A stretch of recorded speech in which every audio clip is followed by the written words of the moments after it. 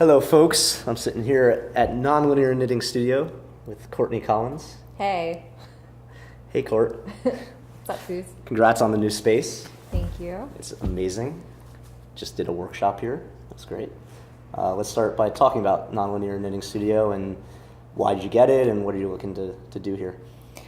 I always wanted a creative space to work. I like to do all kinds of crafty things, and my apartment is a great place to work, but at the same time, when you have roommates and boyfriends and such, they Get in the way? get in the way of my art. Jack. No, not get in the way, but Help out immensely.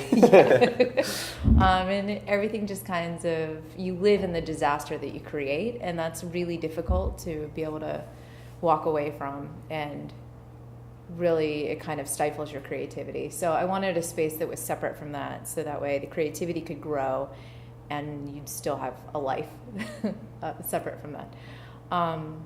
So this to me is a co-creative space where I want to work with other people who create whatever type of art that is, music or visual arts, painting, yoga, whatever that is to them, and kind of just work alongside them to help inspire myself and hopefully inspire them, and just kind of be able to ignite that inspiration in each other without necessarily having to work together.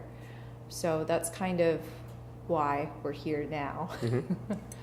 Cool. So specifically you talked about some like crafts and what do you call it, create shit? Yeah. So I want to start this workshop called Make It Your Damn Self, and it's more of a meetup rather than a class that's how-to. And I want to supply the supplies to make something and the inspiration and the end-of-the-day motivation, but not really tell you how to do it step by step, and just kind of let you create stuff. So the first one we did was Galentine's Day card get-together. We all just hung out and made Valentines.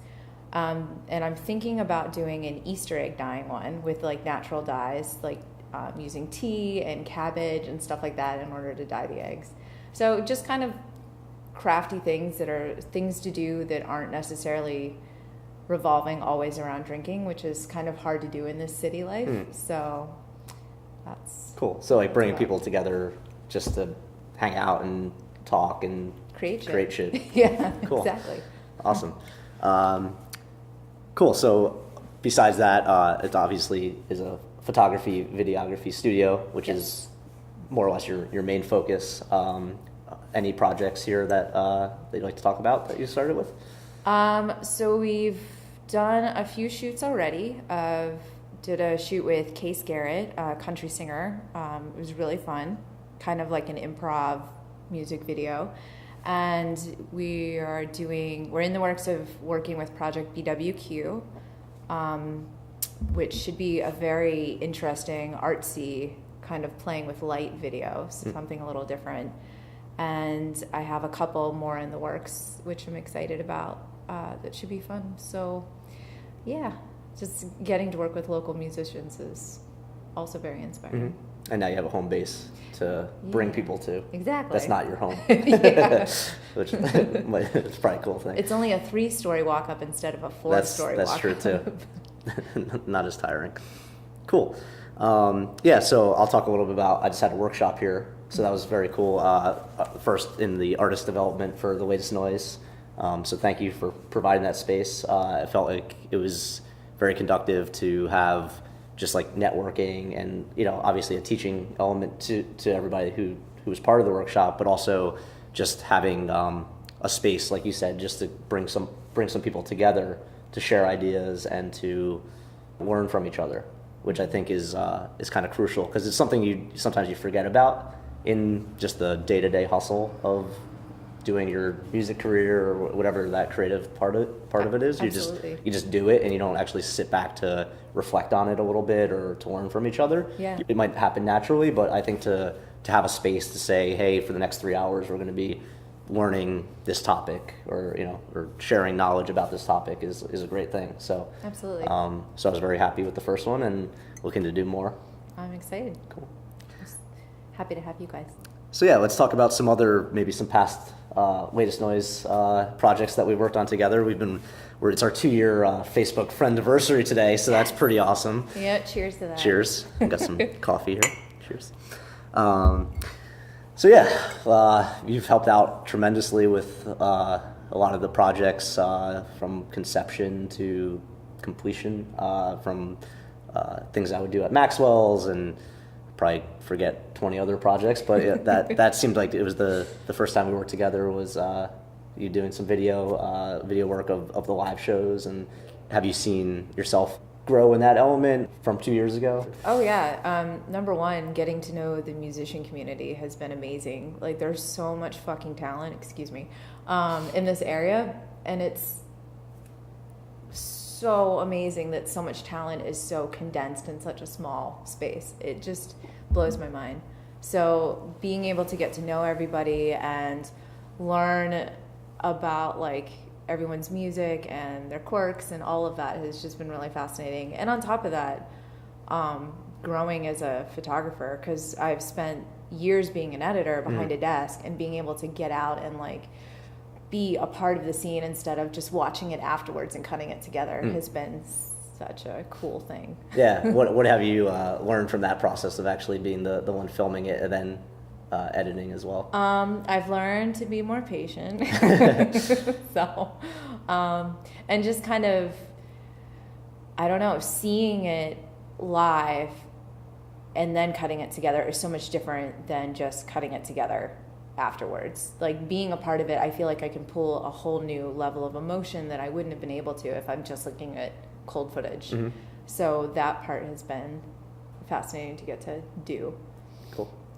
I'm also excited about finishing up our Spotlight series. Yes. Yes. And I'm Well, saying it start... so it's recorded, so now we yes, have to do it. Yes, we have to do it. Well, let's start with the first one we did, Yeah. which was I thought was an awesome project that the community really embraced, and it was a guitar pedal video where we had Jerry, Ty, and Max just talk about their craft and their approach to guitar pedals in general, but it was really about way of expressing themselves, I guess, if you just boil it down to like, you know, we all have these different tools, and that's how they each chose to kind of use maybe some similar ideas, but to allow them to express themselves in different ways.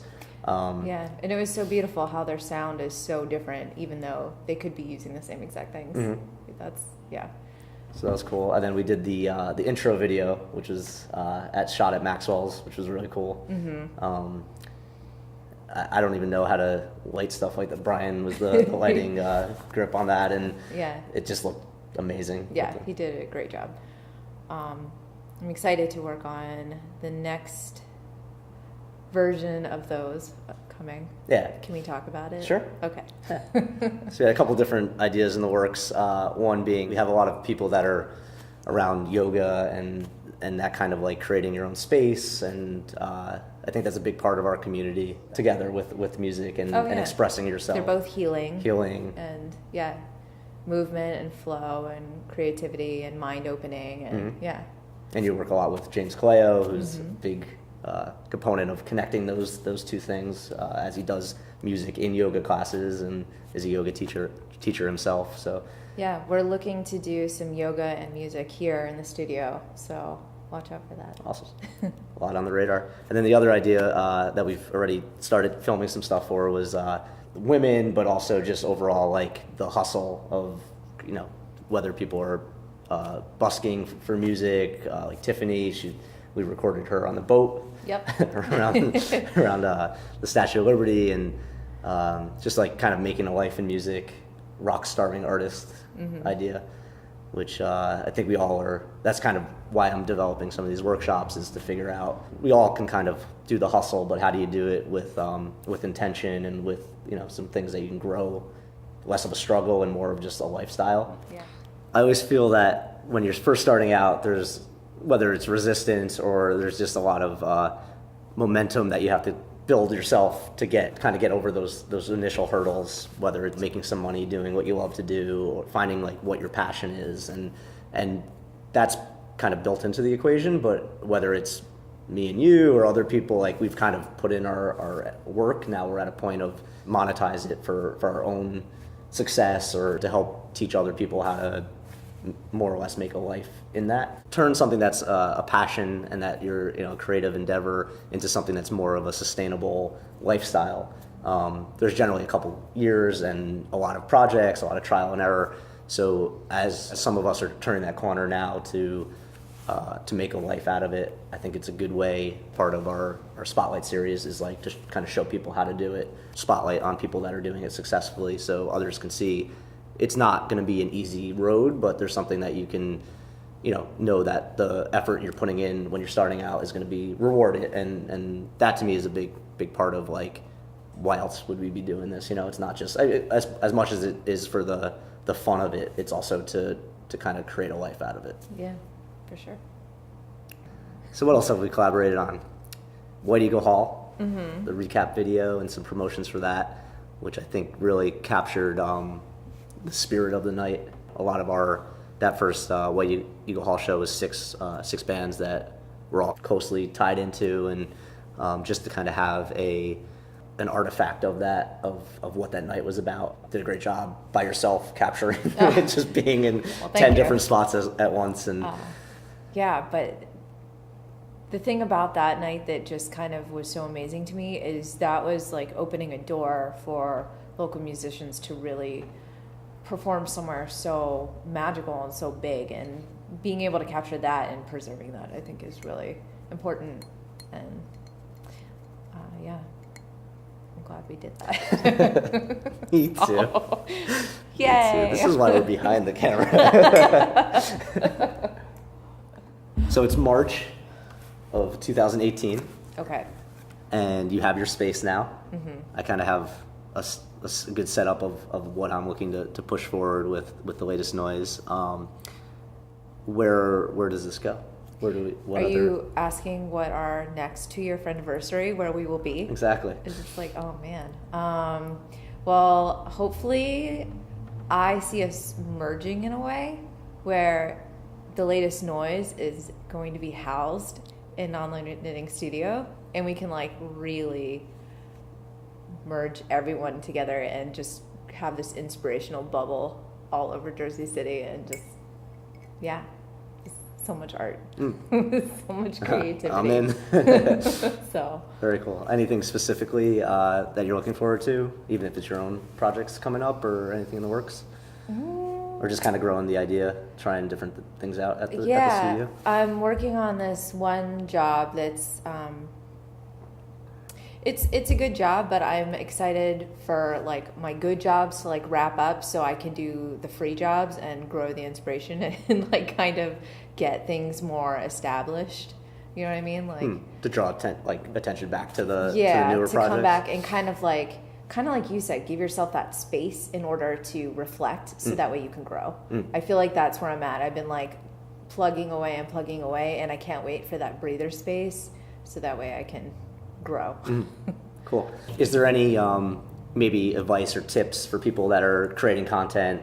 I look at it like when I first started The Latest Noise, I would be taking iPhone videos of somebody's performance because they literally had nothing else up. So like that was like the starting point. And then even for my own stuff was getting you involved to have a more of a, so I wasn't doing 100 different things for each event, and so it looked awesome and professional. Now I feel like there's that in general where people, how serious do you want to take the music aspect of it? It's also like creating good content around that. So just kind of get your thoughts on that, being somebody that does it and also probably observing maybe people that are doing it the right way or the wrong way. I don't think there's a wrong way to do it. I think just however you create stuff and whatever your workflow is, it might not be the most efficient always, but I don't think it's wrong.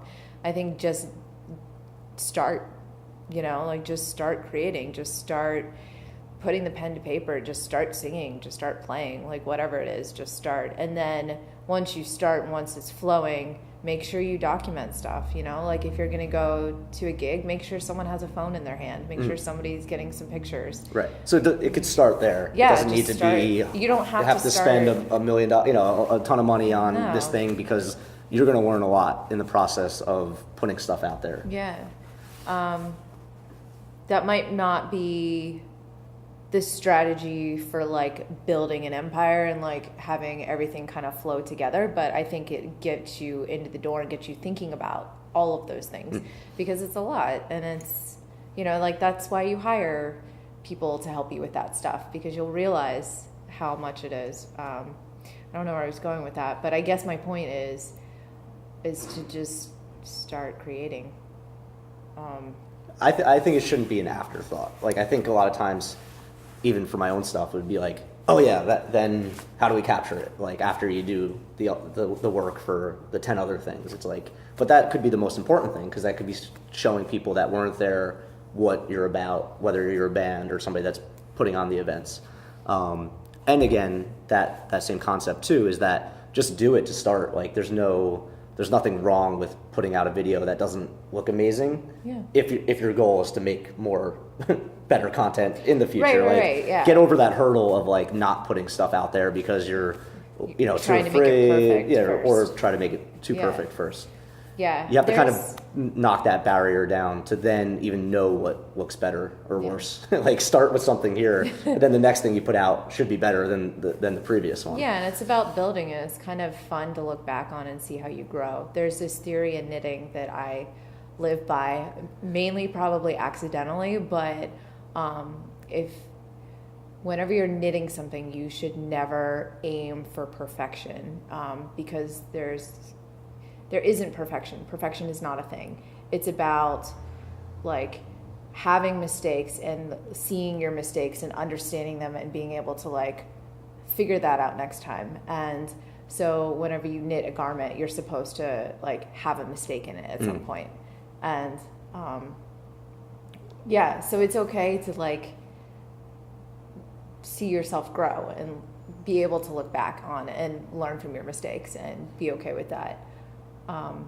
I think even recording stuff like that, where you have nowadays, you have such the opportunity where you don't need to buy tape. Everything's digital. You can literally do 100 takes to every aspect of that is so perfect. Every drum hit is perfect. Yeah. But then you might as well have a machine do it. I think there's something in the human spirit of imperfections that actually makes it beautiful. Yeah, something real. So I think that's a good way to approach putting out content, is not to wait for the perfect moment, but and also don't just put something out there without any intention. Like, you can also intend to do something, meet that goal, and that goal can then be the next pillar that you build off of. That's kind of like how the yoga ties in, because you don't just do a yoga practice, you start your yoga practice with an intention, right? So when you play a gig, you should have, your intention for the night and play your show. You wake up in the morning, you should have an intention for the day. Like, having those kind of lifestyles woven into how you display yourself is important, I think. So I agree. Well, cheers. Best of luck with the studio. Thank you. It's amazing. If you haven't seen it, hit up Courtney and Nonlinear Knitting Studios. Yeah, come create shit. Come create shit with us. Thanks, Court.